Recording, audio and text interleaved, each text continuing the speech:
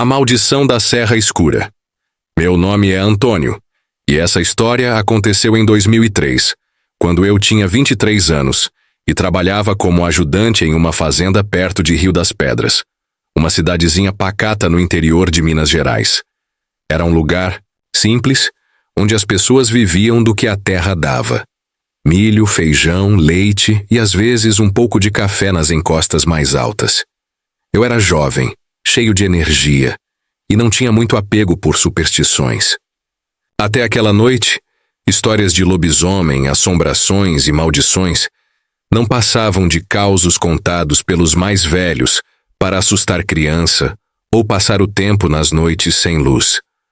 Mas depois do que vivi, nunca mais duvidei de nada que ouvi sobre o sobrenatural. A noite da maldição era uma sexta-feira, início de junho, e o frio estava de rachar. O inverno no interior mineiro tem dessas coisas. O ar gelado desce das montanhas e corta a pele como faca. O céu naquela noite estava limpo, sem uma nuvem sequer, e a lua cheia brilhava tanto que parecia dia. Eu conseguia enxergar cada detalhe. Dos campos ao redor, as cercas tortas de arame farpado, os arbustos ressecados pela estiagem, as sombras das árvores que pareciam dançar com o vento. Estava com seu Davi, um velho fazendeiro para quem eu trabalhava há quase 2 anos. Ele era um homem duro, de poucas palavras, mas justo. Naquela noite, estávamos voltando de uma entrega de leite na cidade, algo que fazíamos toda semana. Estrada que usávamos para voltar à fazenda passava pela Serra Escura, um trecho de uns 5 quilômetros que cortava um morro coberto de mata fechada. Era um lugar que ninguém gostava de atravessar depois do pôr do sol. Os mais velhos da região contavam histórias sobre a serra desde que eu era pequeno. Diziam que ela era amaldiçoada, que gente desaparecia por lá sem deixar rastro. Carroceiros, tropeiros, até caminhoneiros que ousavam passar de madrugada. Alguns falavam em espíritos vingativos, outros em criaturas que saíam das sombras. Nas noites de lua cheia, eu nunca dei bola. Achava que era só papo de quem não tinha o que fazer. Afinal, em 23 anos de vida, eu nunca tinha visto nada além de onça pintada ou cachorro do mato rondando as fazendas. Até que, naquela noite, tudo mudou. O primeiro sinal: estávamos na metade do caminho pela serra quando algo estranho aconteceu. A caminhonete, uma Ford F1000 velha mais valente, sacolejava na estrada de terra, puxando uma carroça com os bois que tínhamos levado para ajudar na entrega. O barulho do motor e o chacoalhar das latas de leite vazias enchiam o silêncio, mas, de repente, seu Davi ficou quieto. Ele, que sempre resmungava sobre o preço do leite ou o estado das estradas, calou-se como se tivesse visto um fantasma. Notei que ele apertou as mãos no volante até os nós dos dedos ficarem brancos.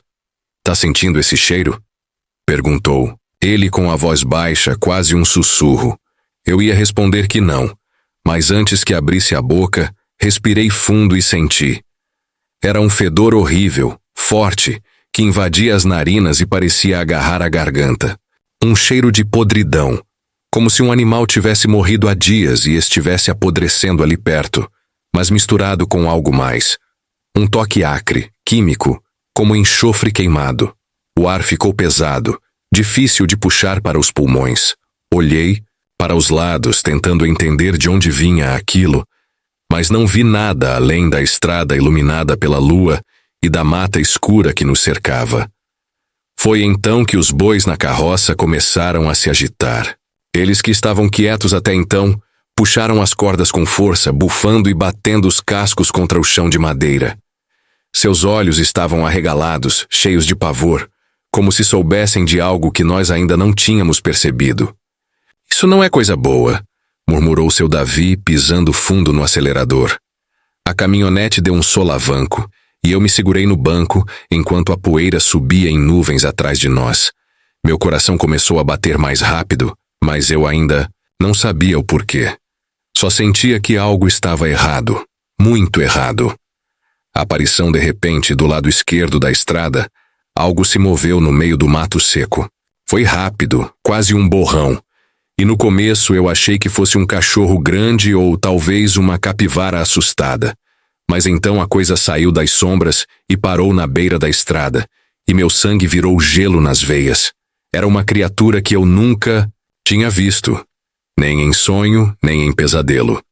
Era alta, uns 2 metros, talvez mais, com um corpo magro, mas coberto de músculos que se destacavam sob a pele escura, quase negra, como carvão queimado.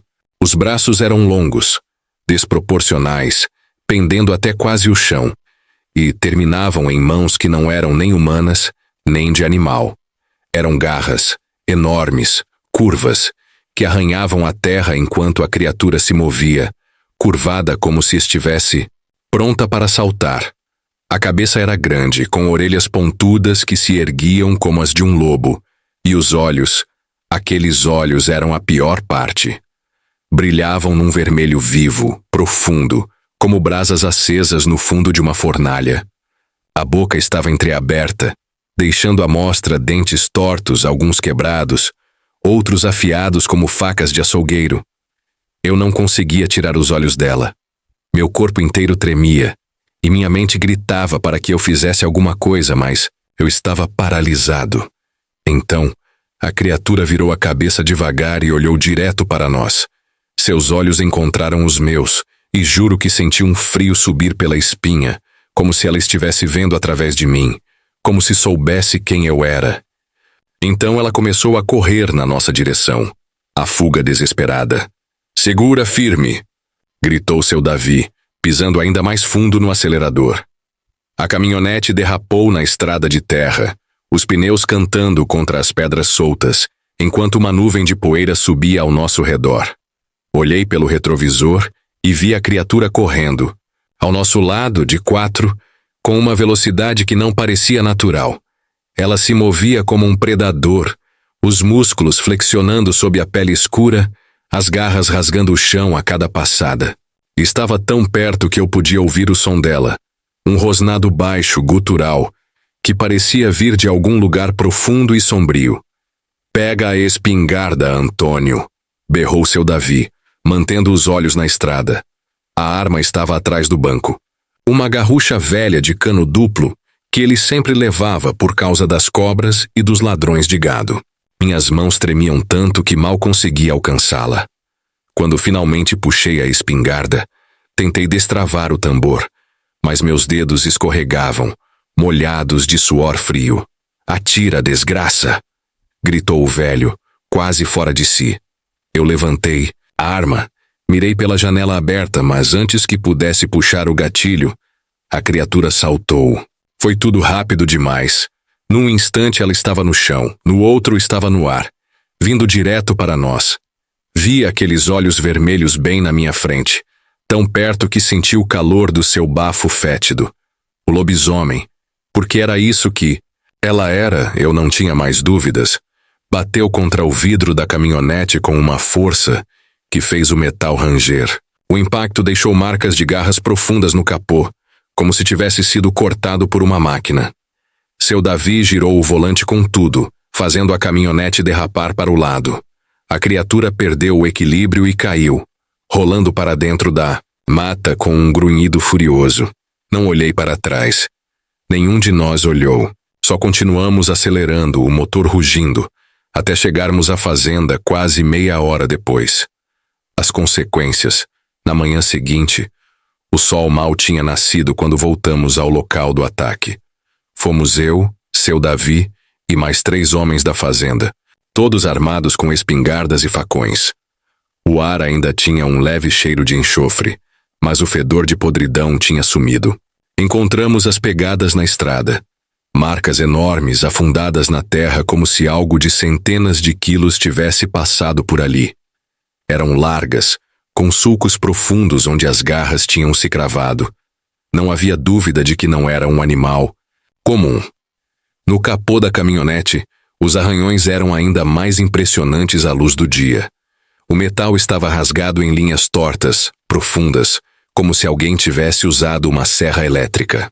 Um dos homens, o Zé Maria, disse que já tinha ouvido falar de algo assim na juventude, mas nunca tinha visto com os próprios olhos. Ele chamou de maldição da serra e fez o sinal da cruz antes de voltar para o carro. Seu Davi ficou calado o tempo todo. Depois daquele dia, ele nunca mais passou pela Serra Escura à noite. Mandava os outros fazerem as entregas ou ia de manhã cedo, mesmo que isso atrasasse o trabalho. Quanto a mim, eu não aguentei muito tempo. Um mês depois pedi as contas e me mudei para a cidade. Não queria mais trabalhar perto daquela região, nem ouvir o nome da serra. O legado da noite passaram-se anos desde aquele dia, mas a lembrança nunca me deixou. Às vezes, quando o vento muda de direção e traz um cheiro estranho, eu sinto um arrepio. Não sei se é só minha imaginação ou se é ele, o lobisomem, a criatura, a maldição, seja lá o que for. Sei que ele ainda está lá, espreitando, nas sombras da Serra Escura, esperando a próxima lua cheia. A próxima vítima. Eu nunca contei essa história para muita gente. Quem acreditaria? Mas agora, escrevendo essas palavras, sinto que precisava tirar esse peso do peito. Talvez seja um aviso, talvez seja só um desabafo. Só sei que onde quer que você esteja, evite a Serra Escura nas noites de lua cheia, porque eu sei o que vive lá, e ele não esquece.